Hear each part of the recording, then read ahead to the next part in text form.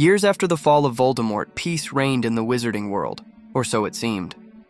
The Ministry had evolved, Hogwarts had modernized, and the old scars of the Second Wizarding War had become stories for bedtime rather than warnings of history.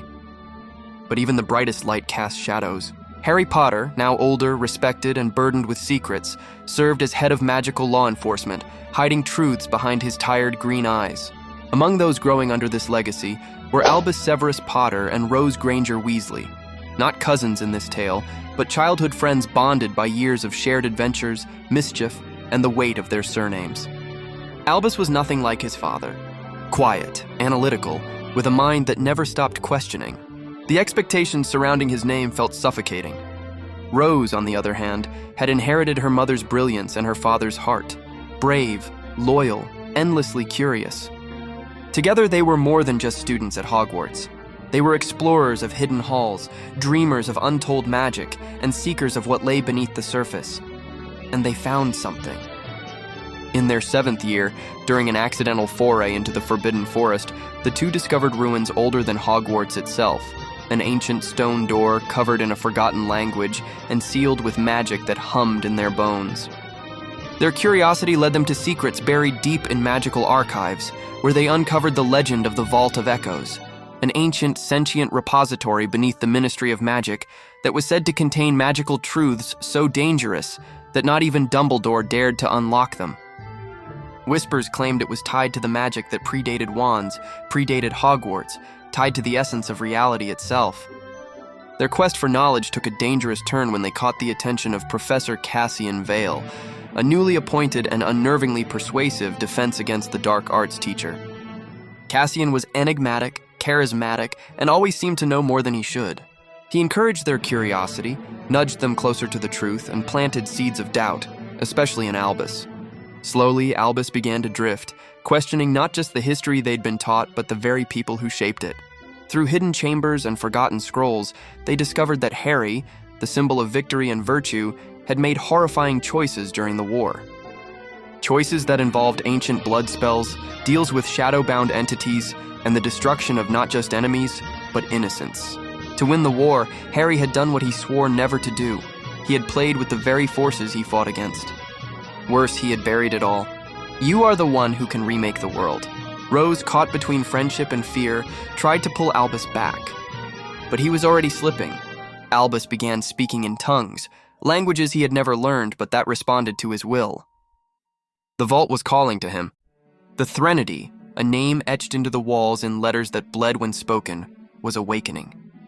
It was no artifact. It was a force, a consciousness, one that promised change, truth, and freedom at a cost. Their final confrontation took place in the ruins below the Ministry, where time itself bent around them. Rose stood before him, wand trembling. "This isn't who you are." "I'm more than who I was allowed to be," Albus said, the vault pulsing behind him. "You don't see it yet, but I'm doing this for us." A surge of power cracked the stone as the vault began to open, but before its gates could fully part, Rose made a split-second decision. With a spell woven from ancient runes and her mother's research, she didn't seal it. She halted it, suspended the vault and Albus between moments, in a fragment of broken time. Not imprisoned, not freed. Waiting, the Ministry covered the incident. Cassian disappeared without a trace. Rose returned to Hogwarts, her soul heavier than before, haunted by the last look in Albus's eyes. Not of anger, but certainty.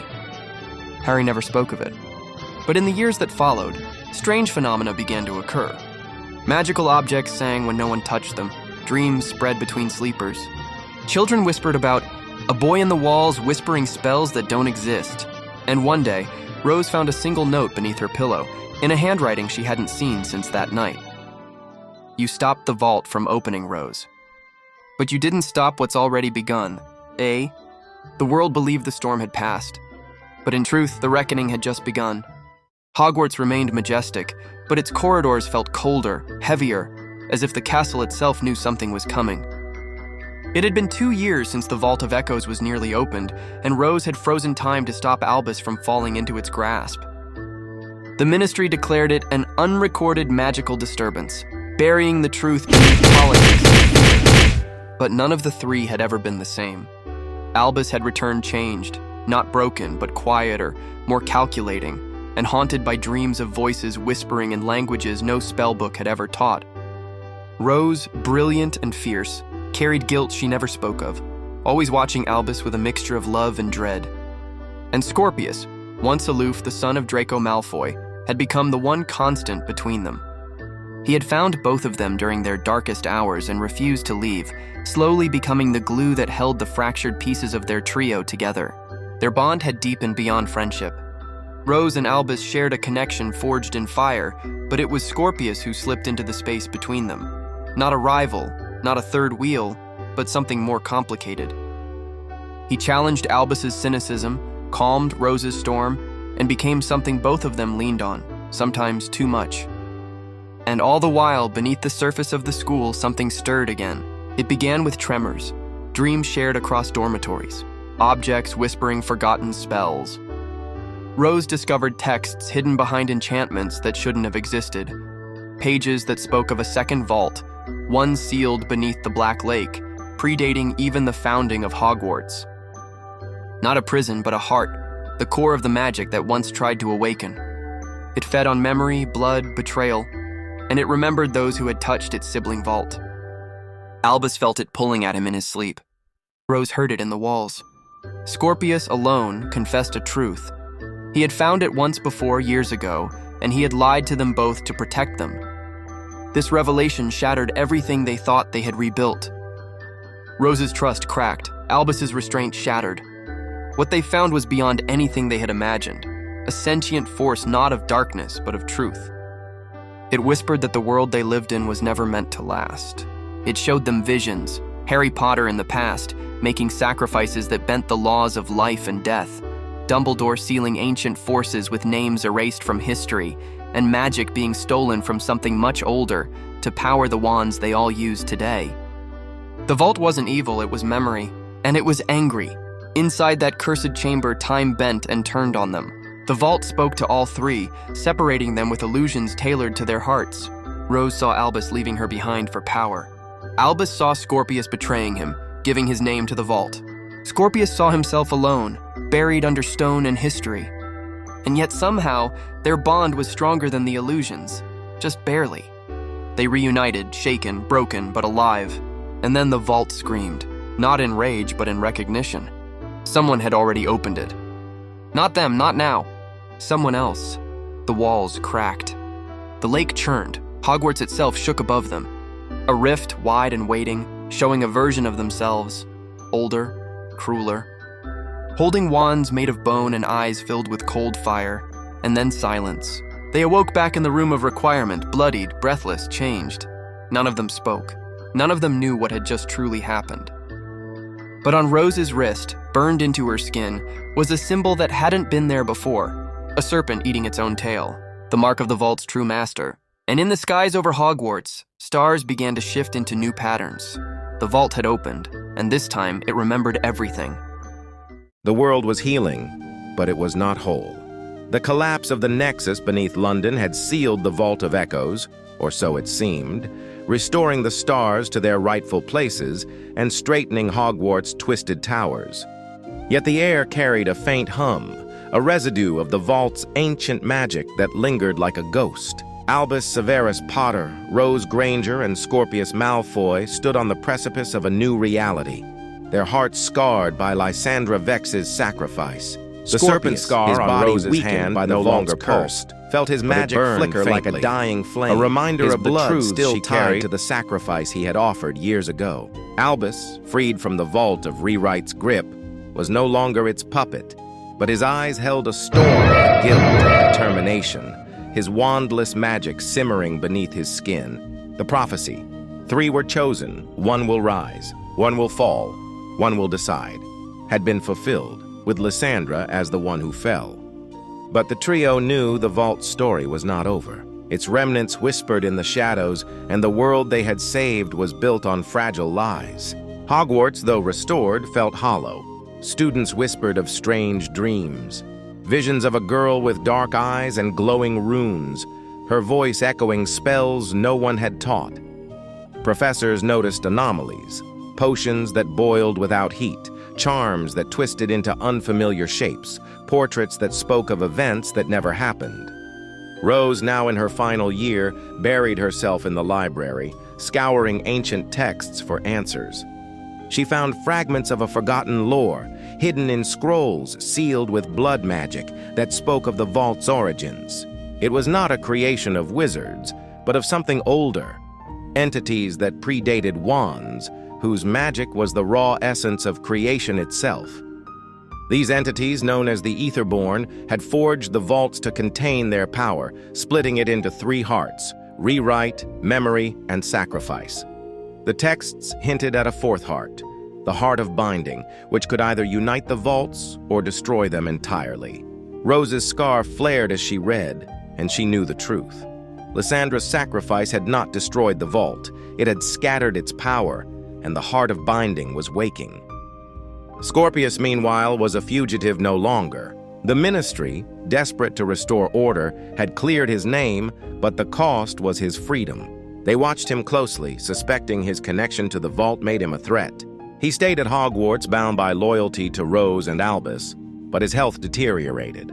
The curse in his blood, a remnant of his bargain with the Black Lake Vault, was consuming him. His magic flared unpredictably, summoning starlight or shadows without warning, and his dreams were filled with Lysandra's voice, urging him to find the heart. He confided in Rose one moonlit night by the Black Lake, his hand trembling as it brushed hers.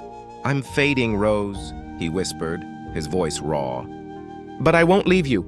Not until we finish this." Their kiss was a promise, fierce and fleeting, but it carried a weight neither could ignore. Scorpius loved her, not just as a friend or a lover, but as the one who kept him tethered to the world. Rose, torn between her duty to the vault and her fear of losing him, vowed to find a way to break his curse. Albus had withdrawn into himself, haunted by Lysandra's final act. He spent his days in the Room of Requirement, now a shifting maze of mirrors and echoes, where he practiced his wandless magic in secret. He could still bend reality, summon memories, twist time, but every spell felt like a betrayal of Lysandra's sacrifice. He saw her in every reflection, her dark eyes accusing yet forgiving. One night, the room transformed into a replica of the Forgotten City, and Albus found a message carved into the floor. The heart of binding lies where the first betrayal began. The words burned into his mind, and he knew where to go. Godric's Hollow, the place where his father's story had started, where the wizarding world's modern history was born. Albus didn't tell Rose or Scorpius. He couldn't bear their pity or their fear. He left under cover of night, his magic cloaking him in shadow, determined to find the heart of binding and end the vault's legacy. Rose and Scorpius discovered his absence at dawn, a note in Albus's jagged handwriting left on Rose's pillow. "I'm sorry. I have to fix this, don't follow me." But Rose, her heart pounding with dread, refused to let him face the vault alone. She and Scorpius tracked him using a locator spell she had crafted from Lysandra's notes, following the echo of Albus's magic. Their journey took them through a wizarding world on the brink of collapse. Diagon Alley was a ghost town, its shops boarded up as phenomena spread. Clocks that ran backward, mirrors that showed faces not their own, children speaking in tongues. The Ministry, under Hermione's iron control, was cracking down, but even she admitted to Rose in a rare moment of vulnerability, "We're fighting something we don't understand." Rose saw her mother's exhaustion, the weight of secrets that mirrored her own, but she couldn't linger. Albus was out there and the vault was waking. Godric's Hollow was a wasteland, its streets silent except for a low hum of ancient magic.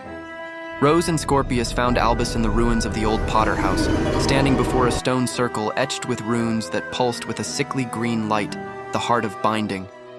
It was no vault but a living entity, a knot of magic that bound the other hearts together. Albus's hands were raised, his magic pouring into the circle, his eyes wild as he chanted in a language that made the air shiver. "I can fix it," he muttered, unaware of their presence. "I can bring her back." Rose's heart sank. He wasn't just seeking the heart. He was trying to rewrite time to undo Lysandra's sacrifice. Scorpius, his strength waning, grabbed Albus's arm, his voice raw. "You can't, she chose this. Don't make her death meaningless." Albus shoved him away, his magic flaring, and the circle began to crack, releasing a pulse of energy that shook the ground. Before they could stop him, a figure emerged from the shadows. Not Cassian Vale, but someone new. Isolde Cade, a former Ravenclaw who had vanished years ago after studying forbidden magic. Her hair was streaked with silver, her eyes glowing with the same unnatural light as the vault's runes. "You're too late, Albus," she said, her voice a chilling blend of sorrow and triumph. Isolde revealed herself as an Aetherborn's vessel, a mortal chosen to carry their essence after Cassian's defeat. She had been watching the trio, waiting for the heart of binding to awaken. "Lysandra broke the nexus," she said, "but she didn't break the Aetherborn. We are eternal and the heart is ours." Isolde had been a friend once, a brilliant scholar who had helped Rose decipher ancient texts. Her betrayal cut deep, a wound that echoed Lysandra's. Albus, realizing he had been manipulated again, turned on Isolde, his magic erupting in a storm of light and shadow.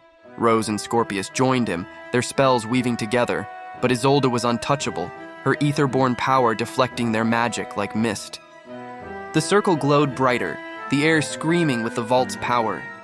Rose's scar flared, and she saw a vision. Lysandra, standing in the nexus, her runes glowing, her voice whispering, "Bind the heart." End the cycle. The battle was brutal, a clash of mortal will against ancient power. Isolde summoned illusions, visions of Lysandra's death, of Harry's wartime sacrifices, of a world where the trio had failed. Rose countered with memories, flooding the circle with truths that weakened Isolde's hold. Lysandra's laughter, Scorpius's loyalty, Albus's humanity. Scorpius, his magic unstable, poured his life into a single spell, a burst of starlight that burned through Isolde's shadows. Albus, his heart breaking, used his wandless magic to bind the circle, chanting Lysandra's runes. Together they pushed Isolde back, but the heart of binding was waking, its power threatening to unravel reality.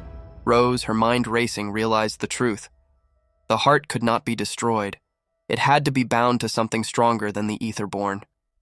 She began a spell, weaving Lysandra's runes with her own magic, her scar glowing as she channeled the vault of memory. Scorpius joined her, his starlight magic flaring despite the cost. Albus, tears in his eyes, added his power, bending time to hold the circle together. Isolde screamed, her form unraveling, but not before whispering, "You've only delayed the end." The circle stilled, the heart bound, not to the Aetherborn, but to the trio. The ruins fell silent, the air clear. They had won, but at a cost. The heart was sealed, but its power lingered in their blood, a promise of future battles. The world was quiet, but it was not at peace. The sealing of the heart of binding had silenced the vault's hum, but its echoes lingered in the dreams of wizards and muggle-borns alike. Hogwarts buzzed with whispers of a girl who had saved the world, her runes glowing in the minds of those who slept. Strange phenomena persisted, spells that flickered with starlight, stars that formed a serpent eating its own tail, and voices in the wind that spoke of sacrifice.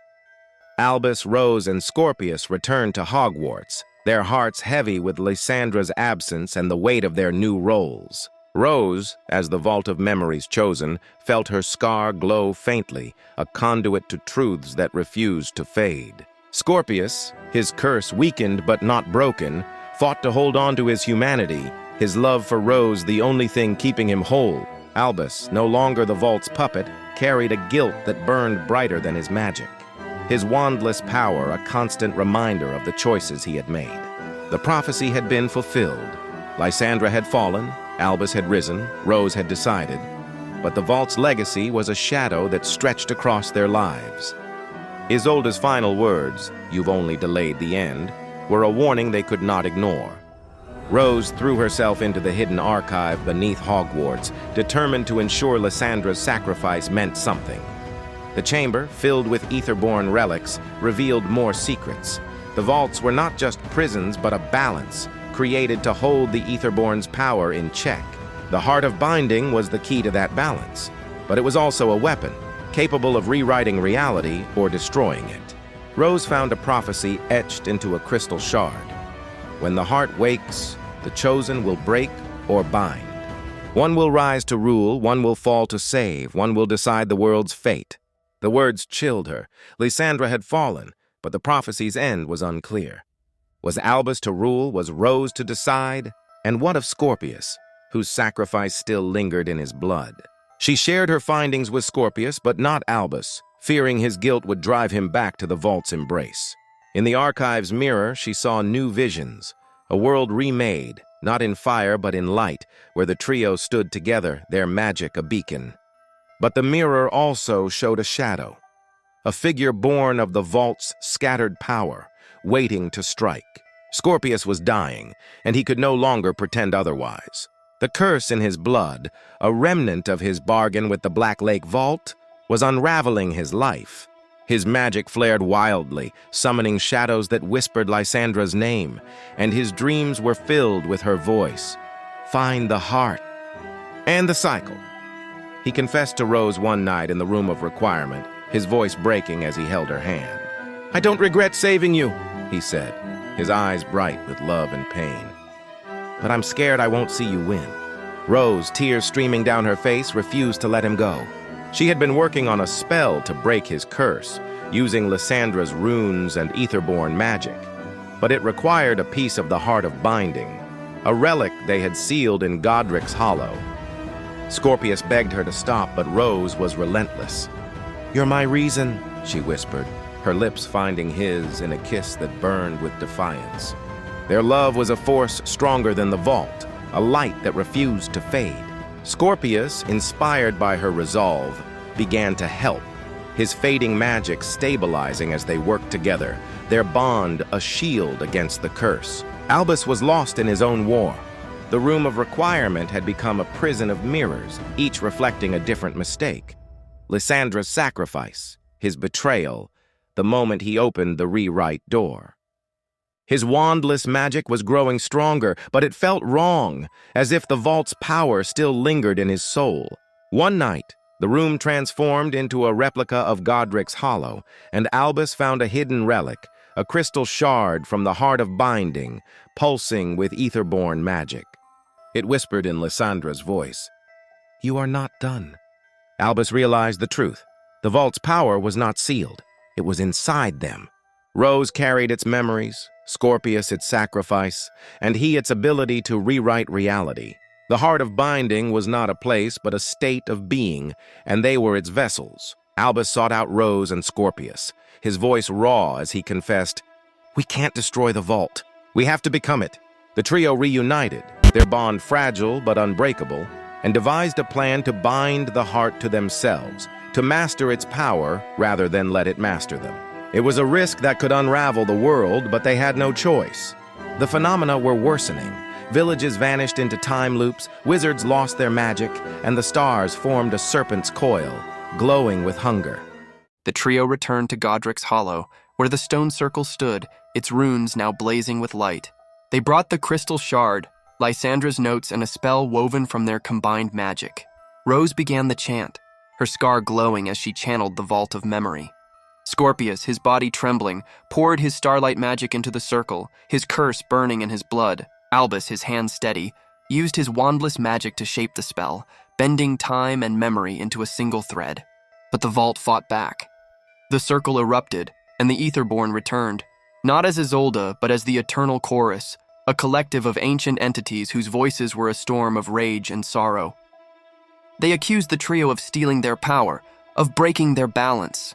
The chorus summoned a tempest, tearing at reality. Visions of Lysandra's death, of Harry's sacrifices, of a world where the vault reigned.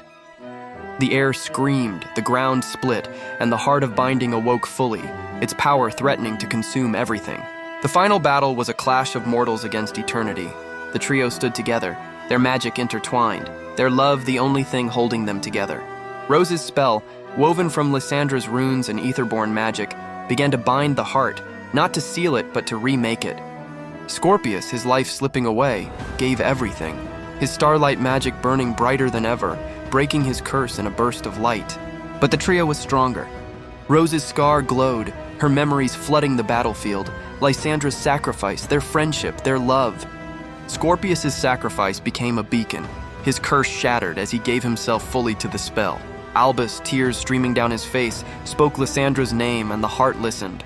In a moment of blinding light, the Heart of Binding was bound. not to the Etherborn, but to the trio. The eternal chorus screamed, then fell silent, its power absorbed into the spell. The world shook, then stilled. The stars aligned in their proper patterns. The phenomena ceased. Clocks ran forward, mirrors showed true reflections, and the whispers faded. The vault was no longer a threat, it was theirs. Rose, Scorpius, and Albus stood in the ruins, their hands clasped, their magic a single unbroken thread. Scorpius's curse was gone, his body whole, his eyes bright with life. Rose's scar was still, a mark of memory, not pain.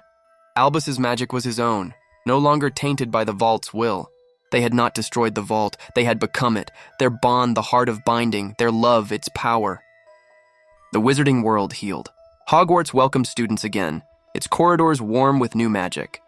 The ministry rebuilt, guided by Hermione's wisdom and Harry's quiet strength. Rose, Scorpius, and Albus graduated, not as heroes but as survivors, their names whispered with awe and fear. They never spoke of the vault, but its power lived in them. Rose used it to preserve truths, teaching a new generation to honor the past.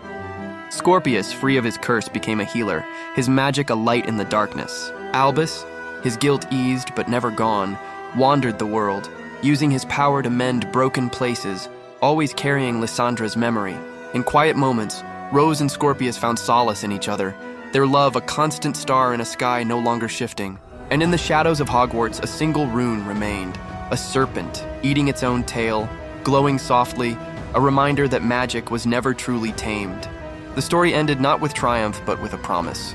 The vault was bound, its power theirs to wield or protect. The prophecy was fulfilled, but the future was unwritten. Lysandra's sacrifice had saved them, her essence woven into the world's magic. The trio lived, not as legends, but as those who had faced eternity and chosen love. And somewhere, in the spaces between time, Lysandra smiled, her runes glowing in the hearts of those she had saved.